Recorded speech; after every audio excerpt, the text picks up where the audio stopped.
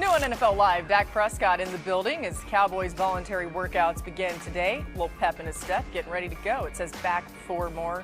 Pretty clever there, number 4.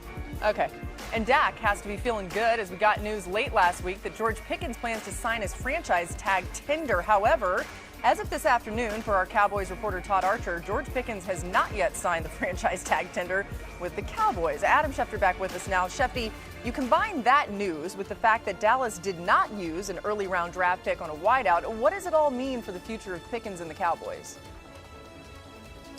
Well, it means that George Pickens continues to want a long-term contract or a trade. The Dallas Cowboys have said they have no intention of trading George Pickens, but then again, at this time last year, they said they had no intention of trading Micah Parsons, and we all know how that turned out. This is a story that still is evolving, and we'll still see where it goes. But as you mentioned, Laura, he was planning to sign that tag, but as of today, he still has not signed that tag. Now, I'm told it was because everybody was busy during the draft. It just didn't get done. We're told he's signing.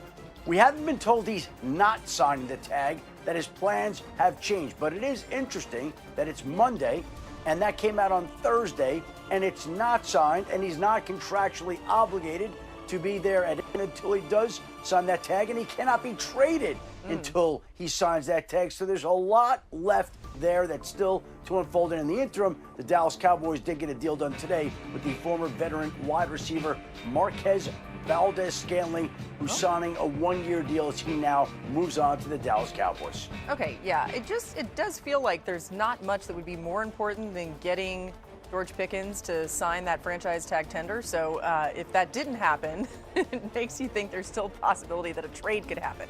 All right, I said it, not Adam. Let's stay with the Cowboys as we see what's on trend. Well, he has to sign it to be traded. Yeah. Oh, okay. Good point. Yes. Thank you for that clarification. Let's talk about the Dallas defense. Okay, they truly struggled on the defensive side in every facet, ranking dead last in points per game, passing yards, efficiency, EPA, and third down conversion rate. Dan, was last weekend's draft enough to turn around those defensive trends? Yeah, talent-wise, it was the finishing touch. You get Caleb Downs, who in many people's eyes is one of the, if not the best players defensively in the draft. They draft Malachi Lawrence, Barham at linebacker. This is a much improved talent unit, and if Caleb Downs can play all over the field similar to a Cooper DeJean has in Philadelphia or Kyle Hamilton has in Baltimore, Malachi Lawrence just throughout the season progresses and gets better as a pass rusher. You have him. Don't forget they've added a Rashawn Gary, Jalen Thompson at safety. This is a defense that on paper should be a top 12 defense in the league. If the offense plays in Dallas the way it has, the Cowboys are going to be a much improved and playoff contending football team. That's a massive jump. I hear you. Next up, the Bears and their lack of pass rush. Chicago had an opportunistic defense with turnovers and big plays, but they couldn't get after the quarterback.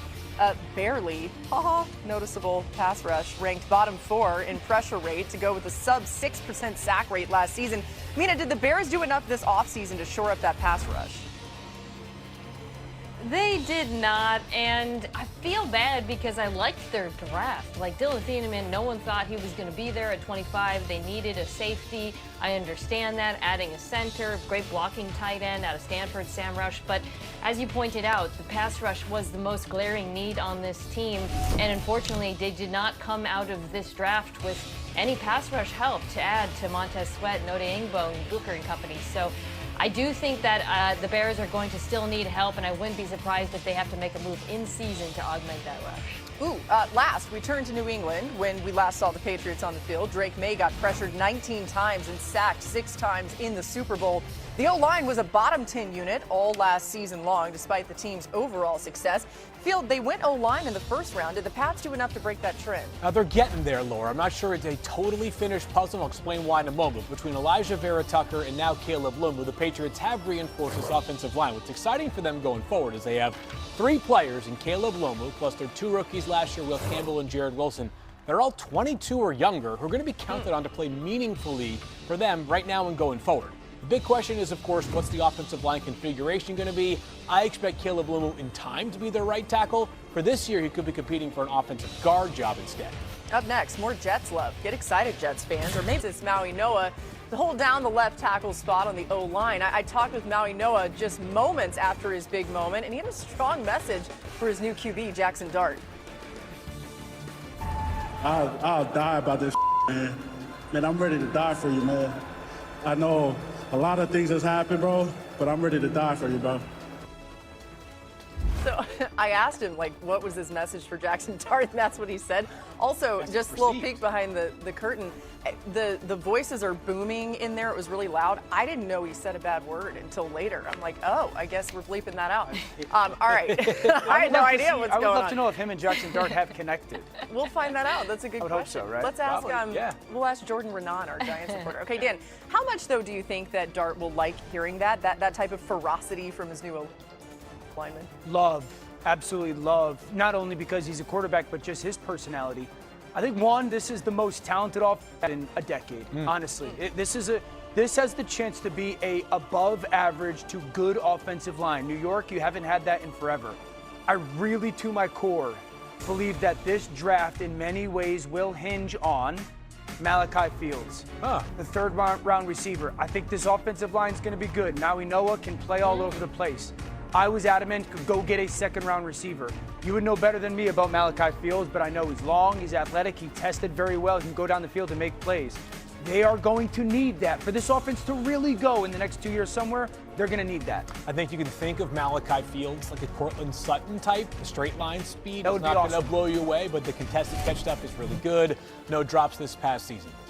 Maybe it's easy because they picked 2 players in the first 10 selections, but I loved what the Giants did in the first round, especially considering the value. I had Arvell Reese graded higher than the 5th overall pick in the draft. I have CeCe Maui-Noah graded higher than the 10th overall pick in the draft. And it gives you both a short and long-term plan for each of those players because the Giants don't need Arvell Reese to be a dominant pass rusher right out of the gates. They have Brian Burns, of course, Abdul Carter, and also, at least for now, Kayvon Thibodeau. Sounds like he's going to be there for the end or for the rest of this season as well. Same thing with CeCe Maui-Noah. Like, can he be a guard right away? Maybe he has to because of the way their offensive line is configured.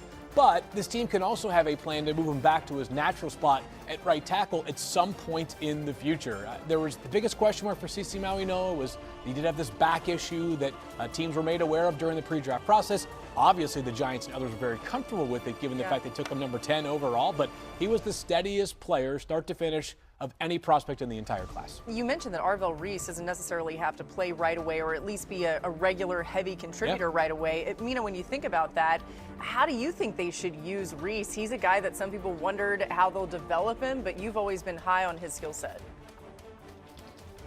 Yeah, I loved this pick for them. So primarily he's going to play linebacker, and as I said, the day after they drafted him, he is a very good linebacker. He is extremely good against the run. He's an exceptional tackler, and I think will be contributing to what was a very bad run defense last year immediately next to Tremaine Edmonds. But I also want you to picture this. Say it's third down. You got Abdul Carter and Brian Burns, maybe even Kayvon Thibodeau's finds his way on the field. And Arvell Reese is walked up over the A-gap. If you're the offense, you don't know if he's dropping into coverage, if he's maybe spying your quarterback, if you've got a mobile quarterback, or if he's coming as a pass rusher, but you have to prepare for that possibility. That mental stress that New York can place on offenses is exactly the kind of mental stress that John Harbaugh and Dario Wilson, their defensive coordinator, used to do in Baltimore with Roquan and Kyle Hamilton. So I just feel like he immediately gets as a contributor to the pass rush, even if he is still developing as a pass rusher who ultimately may end up playing on the edge down the road. And Cal, I ask you this, is he good enough against the run on early downs to get to that? This was a historically bad run defense who lost Dexter Lawrence. Dude, he is such a good tackler.